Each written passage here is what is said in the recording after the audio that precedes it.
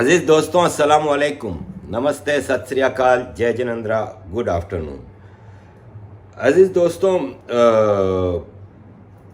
पाकिस्तान के हवाले से, इलेक्शन के हवाले से कुछ चीज़ें आपसे डिस्कस करनी है। इससे पहले दो तीन अपडेट्स दे दूं। यहाँ पे मुंबई में मैं इस वक्त हूँ और कल काफ़ी सारे दोस्तों से मुलाकात हुई। बहुत ही मान सम्मान दिया उन्होंने, बहुत इज़्ज़त दी और काफ़ी मिलने के लिए आए। और मतलब जो ये सब मुझे जो मिल रहा है ये अनमोल है और उसका कोई मतलब प्राइस नहीं लग सकती। ये कोई भी ख़रीद नहीं सकता, ये मैंने कमाया है। और इन दोस्तों की मोहब्बत के इतना दूर से आए। मुंबई में एक इलाके से दूसरे इलाके में जाने में 2 घंटे लग जाते हैं, फिर भी ये लोग इतने मान सम्मान के साथ आए और मुझे मतलब ऑनर किया। काफ़ी अच्छा लगा, क्योंकि ये जो सोशल मीडिया के थ्रू एक तो आप ऑनलाइन दोस्ती होती है और फिर एक बार मुलाकात हो जाए तो वो फिर पर्सनल दोस्ती हो जाती है, फिर आपका एक कनेक्शन परमानेंट हो जाता है। तो इन सब दोस्तों के साथ बहुत अच्छा वक्त गुज़रा। आज ज़रा कुछ दोस्तों के साथ ज़्यादती हो गई, जिसके लिए मैं माफ़ी मांगता हूँ। वो ये है कि आज भी मैंने कुछ दोस्तों को टाइम दिया था, लेकिन मुझे कल रात से बुखार इतना तेज़ था और पूरा मैं मतलब एक तरह से बेहोश था। और आज सुबह भी मैं सारी चीज़ें थी, मुझे लोगों से मिलना था, फिर एक जगह इंटरव्यू के लिए जाना था, लेकिन मेरे अंदर वो हिम्मत ही नहीं जमा हो रही थी। मैं, आप यकीन माने, तकरीबन 20 घंटे बिस्तर में ही रहा हूँ। उठने की कोशिश करता था, उठ नहीं पाता था। इसके बावजूद 2-3 लोग शाम को आए थे, उनसे भी मुलाकात हुई। तो हालत इतनी ख़राब थी कि मुझे शर्मिंदगी हुई कि वो बेचारे मिलने आए होंगे, पार्क का जो टाइम दिया था, लेकिन मैं पहुंच नहीं सका। तो मैं उन दोस्तों से, अगर वो देख रहे हैं तो मैं माफ़ी चाहता हूं। और अभी मैं 29 तक मुंबई में हूं, तो मैं कोशिश करूंगा कि उन दोस्तों से भी मुलाकात हो जाए। अज़ीज़ दोस्तों, इसके अलावा आपको पता है कि मैं तारक मेहता का उल्टा चश्मा देखता हूं। तो वो भी कल मैं सेट पे गया था उनके, और उनके कुछ कैरेक्टर से मुलाकात भी हुई। और वो पूरा एक जो 10-12 साल से हम एक प्रोग्राम देखते हैं, वो लाइव जाके देख लिया, वो बड़ा अच्छा लगा। तो thanks to the team of Taarak Mehta Ka Ooltah चश्मा। अच्छा अज़ीज़ दोस्तों, पाकिस्तान की तरफ जाते हैं, लेकिन पाकिस्तान की तरफ जाने से पहले मैं क्रिकेट पे कुछ मेरा वो रह गया था ज़रूरी, कि पाकिस्तान जो ऑस्ट्रेलिया के ख़िलाफ़ पहला टेस्ट बहुत ही बुरी तरह से हारा, उस पे आपको थोड़ा पंजाबियत दिखानी है। ये शान मसूद को कैप्टन बनाया है। शान मसूद की लास्ट 19 टेस्ट इनिंग्स में 150 है। 15 रन की एवरेज से उसने रन बनाए आखिरी 19 इनिंग्स में, लेकिन कैप्टन बना दिया। क्योंकि क्वालिफिकेशन क्या है, पंजाबी है। बाबर आजम, इनका कोहली, जो कि कोहली मानते हैं इसको, उसने 2023 में अभी तक एक भी 50 नहीं बनाई। इसके स्कोर्स हैं 2023 में 14, 21, 39, 24, 13, 27, 24, 23 रन की एवरेज से रन बनाए। लेकिन हमारे जो कोच हैं मोहम्मद हफीज़, अगेन है पंजाबी। मोहम्मद हफीज़ अपनी बीवी के साथ वहाँ पे खूब सैर सपाटे कर रहा है। इसकी सैलरी है 1 लाख रुपया, जबकि पूरे कैरियर में इसके बॉलिंग एक्शन पे पाबंदी लगती रही। वो 1 लाख रुपये रोज़ की सैलरी ले रहा है और पिकनिक स्पॉट ऑस्ट्रेलिया का कोई नहीं छोड़ा, अपनी बीवी के साथ मज़े से घूमता फिरता है। वो कहता है कि सरफराज ने परफॉर्म नहीं किया पहले टेस्ट में, तो हम उम्मीद करते हैं कि वो वापस आ जाएगा और वापस परफॉर्म करने लगेगा। लेकिन हमें अब पता है कि सरफराज का मामला कंसर्निंग है। ये ओनली सरफराज ओनली कराची का है टीम में, और उनको सरफराज का कंसर्न है जो लास्ट सीरीज़ में, इस ऑस्ट्रेलिया की सीरीज़ से पहले लास्ट सीरीज़ में मैन ऑफ द सीरीज़ था सरफराज। हर मैच में स्कोर किया था उसने, लेकिन इनको कंसर्न सरफराज का है, क्योंकि कराची का है, रिजवान को लाना है उसकी जगह। तो अजीज़ दोस्तों, ये है पाकिस्तान की क्रिकेट। एक और पाकिस्तान बोर्न ऑस्ट्रेलिया का जो क्रिकेटर है उस्मान ख्वाजा, उसने पहले टेस्ट में कहा था कि मैं जूते पे ऑल लाइव्स मैटर्स लिखूंगा, वो फिर उसको इजाज़त नहीं मिली तो इसने पट्टी बांधी, काली पट्टी बांधी, उस पर आईसीसी ने उसको जुर्माना किया। अब वो आईसीसी के पीछे पड़ा है कि मुझे बैट पे कुछ लिखने की इजाज़त दी जाए। आईसीसी ने उसको रिफ्यूज़ कर दिया। इन लोगों को मतलब जिहाद के अलावा कुछ भी नहीं आता। लोग कहते हैं कि यार मुसलमानों में एजुकेशन की कमी है। आप मुझे बताइए, उस्मान ख्वाजा जो है वो तो ऑस्ट्रेलिया में पला बड़ा है, ऑस्ट्रेलिया में एजुकेशन हासिल की है, लेकिन जिहाद के अलावा इनको कुछ नहीं सूझता। जब हमास मौत का नाच खेल रही थी तब तो ये लोग खुशियाँ मना रहे थे। तो अजीज़ दोस्तों, खैर आगे बढ़ते हैं। पाकिस्तान में इलेक्शन के हवाले से सिचुएशन है ना, देखें भारत के इलेक्शंस है ना, वो अभी 6 महीने बाकी हैं तकरीबन, लेकिन यहाँ पे इलेक्शन का माहौल है। लोग मीटिंगें कर रहे हैं, कैंपेनिंग कर रहे हैं, सब कुछ। पाकिस्तान में तो इलेक्शन का कोई माहौल ही नहीं है। सिर्फ 5 हफ्ते रह गए हैं और अभी तक कोई कैंपेनिंग नहीं, कोई जलसा नहीं, कोई जुलूस नहीं। क्यों? इसलिए कि सबको पता है कि सिलेक्शन तो हो चुका है, इलेक्शन तो सिर्फ एक ड्रामा होगा। अब नॉमिनेशन पेपर्स इशू हो रहे हैं। नॉमिनेशन पेपर्स के लिए 2 दिन की तारीख भी बढ़ाई गई। नॉमिनेशन पेपर लेने के लिए जो भी पीटीआई का जाता है, अव्वल तो पीटीआई का कोई बंदा खुद जा भी नहीं पा रहा, ज़्यादातर जेल में है या छुपे हुए हैं, तो उनके रिश्तेदार या उनके वकील लेने जा रहे हैं। जैसे ही लेके जाते हैं या तो रास्ते में छीन लेते हैं उनसे पेपर, या घर पे छापा मार के छीन लेते हैं, क्योंकि पीटीआई को इलेक्शन में आने ही नहीं देना। अगर पीटीआई इलेक्शन में लड़ेगी तो फिर तो इमरान खान को कोई रोक नहीं सकता पीटीआई को। अब इमरान खान का जो क्रिकेट बैट इनका इलेक्शन सिंबल है वो भी वापस ले लिया गया और इमरान खान की पीटीआई में एक इलेक्शन हुए थे। हमारे यहाँ पाकिस्तान की या भारत की भी तकरीबन पॉलिटिकल पार्टीज में इलेक्शन तो होते नहीं, डायनास्टिक हो जाता है। और कुछ नहीं हुआ तो जैसे अब भारत की कांग्रेस में एक खारगे साहब को प्रेसिडेंट बनाया गया, लेकिन आपको हर जगह राहुल गांधी ही मिलेगा। तो पाकिस्तान इंडिया की पॉलिटिकल पार्टीज़ का ऐसे ही है। तो इमरान खान की पार्टी में भी इलेक्शन एक ड्रामा इलेक्शन हुए थे, 1 घंटे में पूरा इलेक्शन का प्रोसीजर करके उन्होंने वो कर दिया। यही नवाज शरीफ की पार्टी में होता है। यही बिलावल भुट्टो को तो वसीयत में बनाया था चेयरमैन। इसकी माँ ने वसीयत की थी कि मेरी पार्टी का चेयरमैन बिलावल भुट्टो होगा, लेकिन इलेक्शन कमीशन ने पीटीआई के इंट्रा पार्टी इलेक्शन को रिफ्यूज़ कर दिया और उनका इलेक्शन सिंबल वापस ले लिया और बोला है कि 10 दिन में वापस आप इलेक्शन कराओ पार्टी के अंदर। तो इस सारे सिनारियों में अब जैसे परवेज़ इलाही जो कि एक्स चीफ मिनिस्टर पंजाब रहा है मुशर्रफ के दौर में, फिर ये इमरान खान के साथ ज्वाइन हुआ था लास्ट गवर्नमेंट में, वो जेल में है। उसकी बीवी गई थी नॉमिनेशन फॉर्म लेने के लिए, उसको मारा है, अदालत के अंदर मारा है। ये सुनिए ज़रा क्या कहती है। सारे एन जा रहे जिसका पूरी फौज आ जाए, लेकिन सब तो ज्यादा बदतमीजी और बेशर्मी एक औरत के नाल तुसी जो पे करते हो, धक्का दिता ने बकायदा पर्स ਦੇ ਵਿੱਚ ਮੇਰੀ ਰਸੀਦ ਸੀ ਜਿਹੜੀ ਉਹਨੇ ਲਈ। ਤੁਸੀਂ ਮੈਨੂੰ ਆਰਾਮ ਨਾਲ ਕੋਈ ਰਸੀਦ ਦੇਣੀ ਜੇ ਕਿ ਨਹੀਂ ਦੇਣੀ? ਮੈਂ ਕਹਾਂ ਜੀ ਆਲੋ ਰਸੀਦ ਦੇ ਲਓ ਤੁਸੀਂ। ਇਲੈਕਸ਼ਨ ਹੈ ਕੋਈ ਇਹ ਤੇ ਨਹੀਂ ਕਿ ਜ਼ਿੰਦਗੀ ਮੌਤ ਦਾ ਸਵਾਲ ਹੈ। ਦਫਾ ਕਰੋ, ਲਾਨਤ ਭੇਜੋ ਐਂ ਇਲੈਕਸ਼ਨ। ਮੈਂ ਤੇ ਉਹਨਾਂ ਭਰਾ ਤੇ ਵੀ ਲਾਨਤ ਭੇਜੀ ਹੈ ਜਿਹੜੇ ਇਹਨਾਂ ਦੇ ਨਾਲ ਬੈਠੇ ਨੇ, ਉਹਨਾਂ ਤੇ ਵੀ ਲਾਨਤ ਹੈ ਭਰਾਵਾਂ ਦੀ। ਵੱਡਾ ਮੇਰਾ ਭਰਾ ਹੈ ਨਾ, ਲੇਕਿਨ ਇਸ ਵਕਤ ਮੈਨੂੰ ਸ਼ਰਮ ਨਹੀਂ ਆਉਂਦੀ ਉਹਨੂੰ ਆਪਣਾ ਭਰਾ ਕਹਿੰਦੇ ਕਿ ਜਿਹੜੀ ਭੈਣ ਦੀ ਇੱਜ਼ਤ ਸੇਫੀ ਹੈ। ਇਹ ਉਹੀ ਭਰਾ ਨੇ ਜਿਨ੍ਹਾਂ ਨੇ ਮੈਨੂੰ ਡਿਸਟ੍ਰਿਕਟ ਕੌਂਸਲ ਦੇ ਇਲੈਕਸ਼ਨ ਵਾਸਤੇ ਆਖਿਆ ਸੀ ਤੂੰ ਲੜ। या तो मैंने साढ़े खानदान च औरतां बाहर नहीं जाती। उस वक्त मैं सारा कुछ ठीक सी। इस वेले जो परवेज साहब के नाल मैं, और हालांकि मैंने आखिया इस बंदे सारे बंदे आखिया कि परवेज साहब इतने नहीं इलेक्शन लड़े, PP 34 है, लेकिन फिर भी मेरी गल नहीं सुनी। और जिस तरीके उन्होंने धक्का दिता अल्लाह वेखता सी ना पिया, उन्होंने अल्लाह जरूर पूछेगा।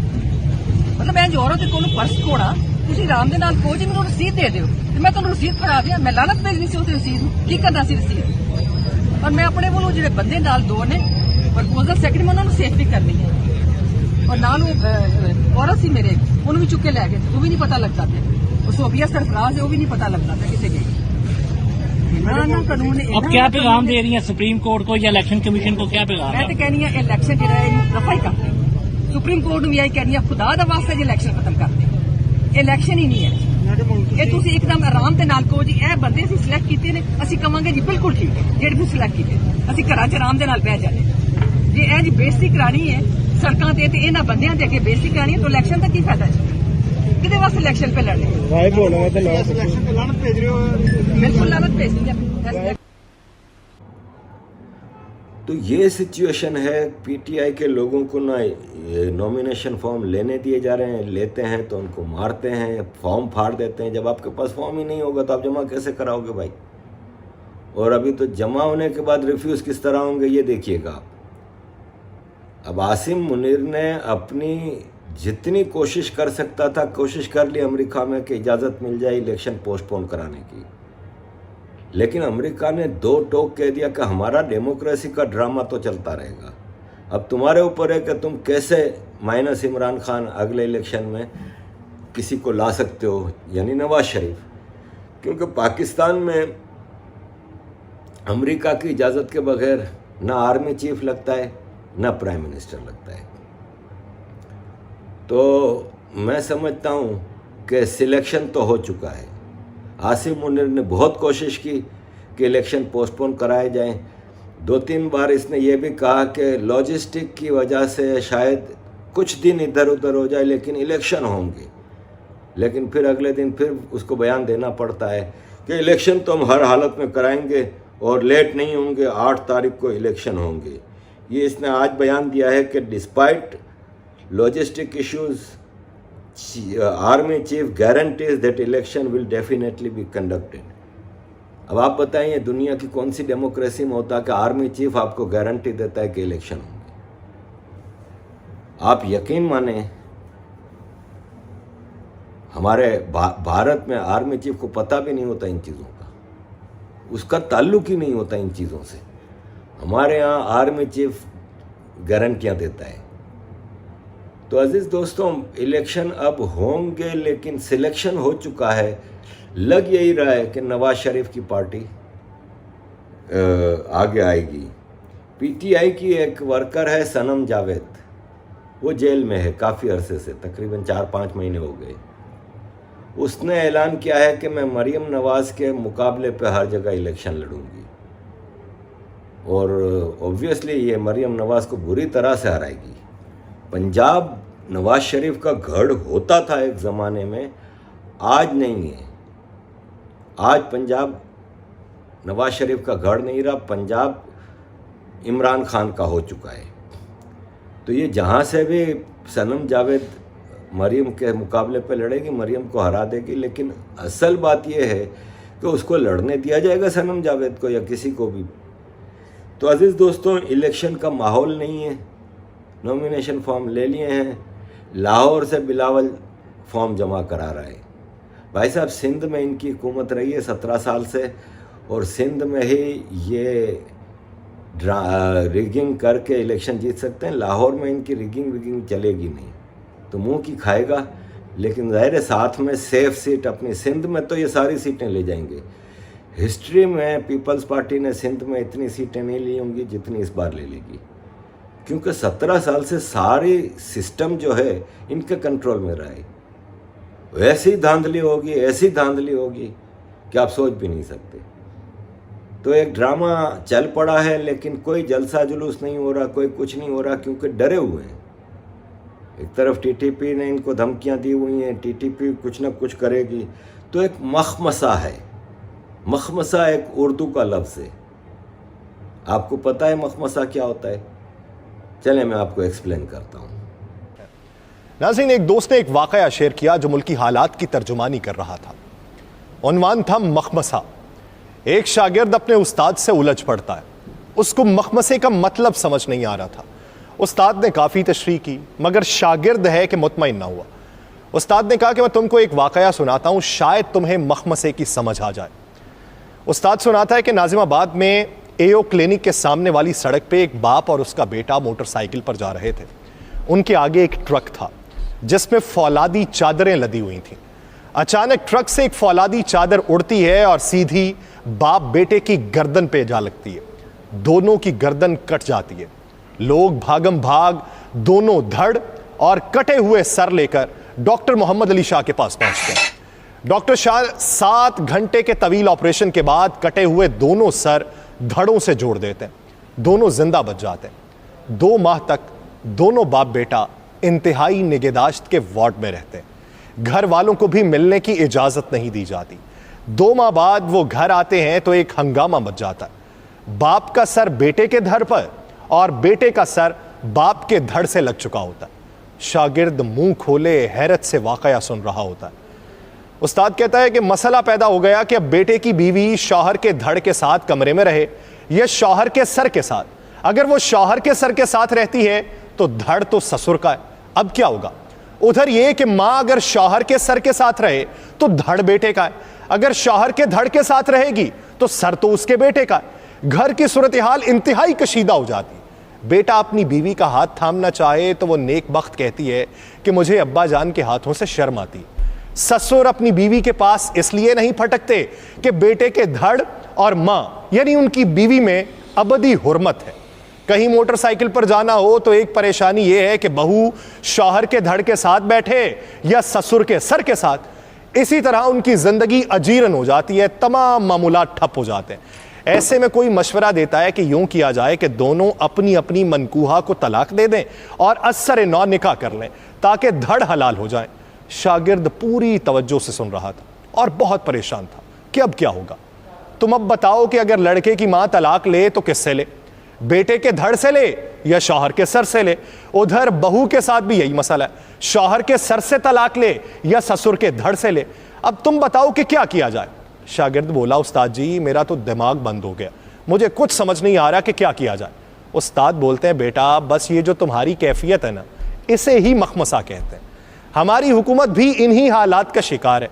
उसका सर जमहूर का है, धड़ एस्टेब्लिशमेंट का लगाया हुआ है। सर अलग कर ले तो मुसीबत, धड़ अलग कर ले तो मुसीबत। गोया मौजूदा सूरत हाल मखमसे का शिकार हो चुका। तो अजीज दोस्तों, मखमसा चल रहा है। ऐसे में पता नहीं ये नई हुकूमत आएगी तो वो भी कश्मीर आज़ाद कराएगी, भारत के बारे में शुरू हो जाएंगे, ये सब कुछ होगा।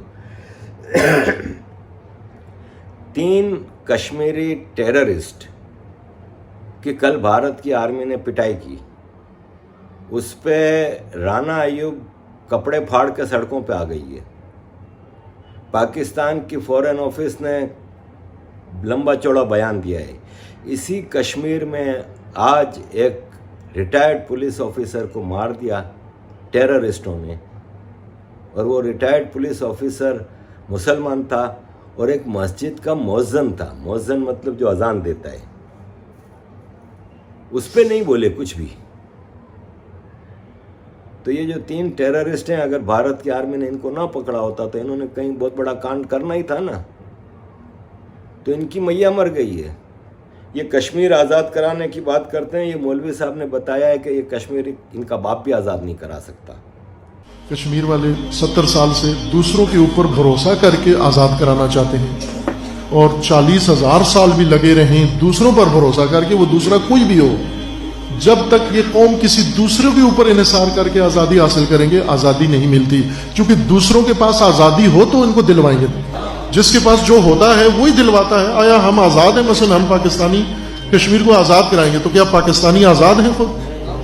जब ये खुद आज़ाद ही नहीं है तो उनको क्या देंगे? फकीर को क्या देगा? एक जवान बता रहा था, मेरे बाल गिरना शुरू हुए, मुझे किसी ने डॉक्टर का एड्रेस दिया कि ये बालों का इलाज करता है। मैं उसकी क्लिनिक के दरवाजे पे पहुंचा, अंदर डॉक्टर को देखा, वो बिल्कुल गंजा था। तो मैंने कहा अगर इसको पता होता बालों का इलाज तो ये अपने बालों का लेता। अहले कश्मीर के लिए यही फार्मूला है कि जिस दिन अपने रब पे भरोसा करेंगे और जिस दिन खुद अपने पांव पे खड़े होकर अपने जोरे बाजू से कयाम करेंगे, उस दिन देर नहीं लगेगी, हफ्ता ही लगेगा सिर्फ। उस दिन खुदा इनको इंशाल्लाह इज्जत भी देगा, आज़ादी भी देगा। सब